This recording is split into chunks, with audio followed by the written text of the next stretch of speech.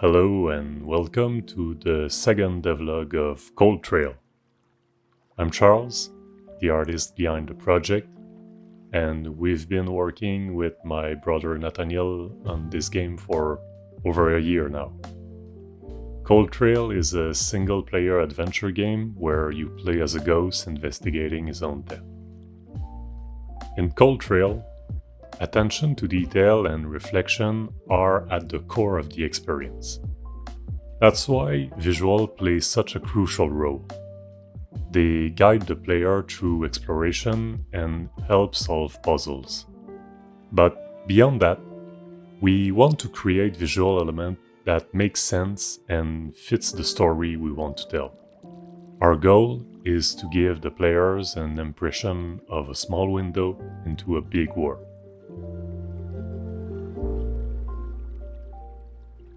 In this devlog, I want to talk about the design of a new area, the cavern. The process started with a very simple and abstract concept, a maze where players had to activate lights to find their way. On paper, it worked well, but when translated visually, I was disappointed. The prototype had its strength, but it lacked the fluid exploration experience we were aiming for. I had created all the assets needed for a cavern, rocks, plants, wooden pieces, but the result remained visually unsatisfying, mainly due to the limitation of the lighting system. When the lights were off, everything became too dark, and when they were on, the space felt too constrained and uninteresting. So I decided to keep the existing asset, but to redo the cavern's design to make it feel more alive.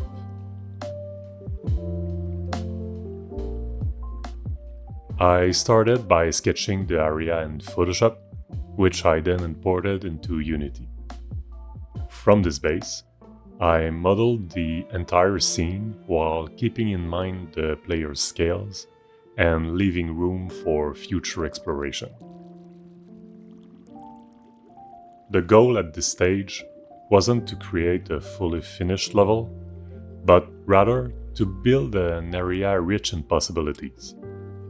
Some parts of the level will also remain inaccessible until key moments in the story, and the cavern itself holds crucial information for the plot. Also, by playing with parallax, I structure the environment with a lighter background and a darker foreground.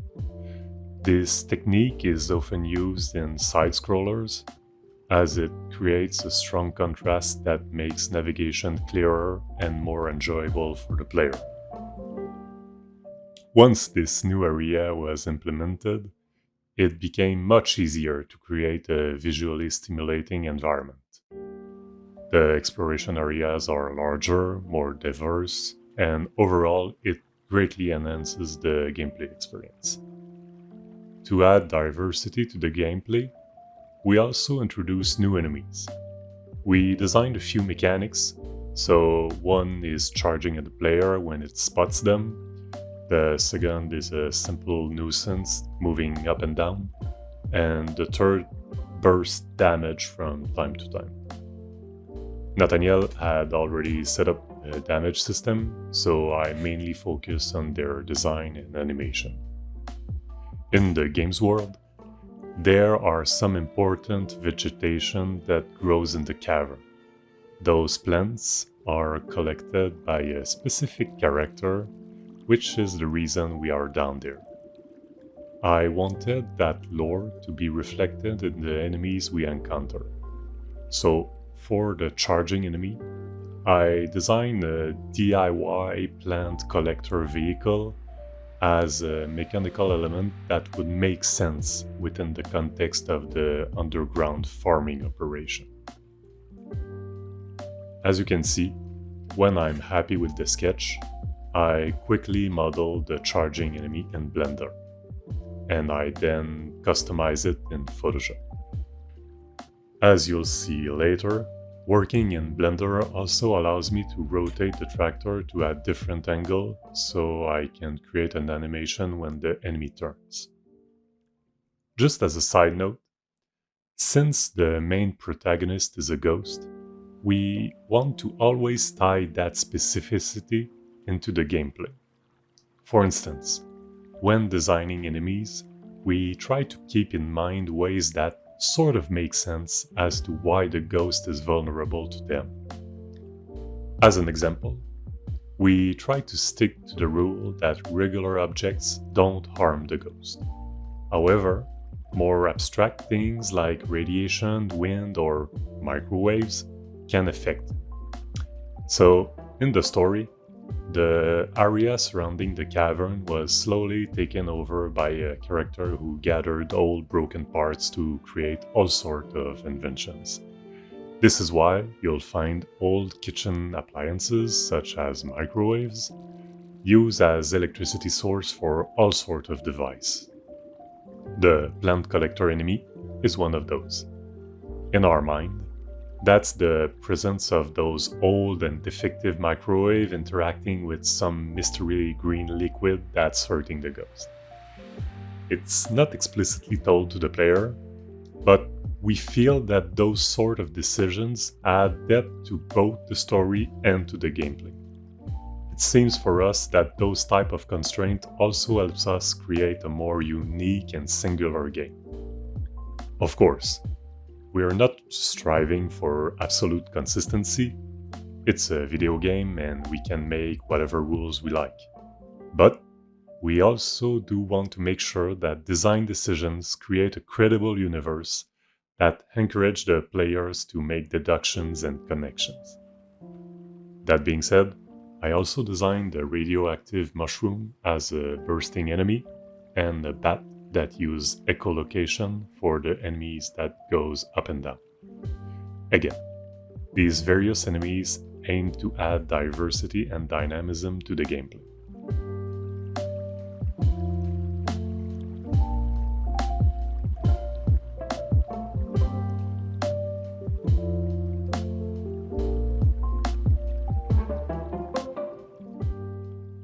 Lastly, I worked on the introduction area of the cavern, which is an old subway car.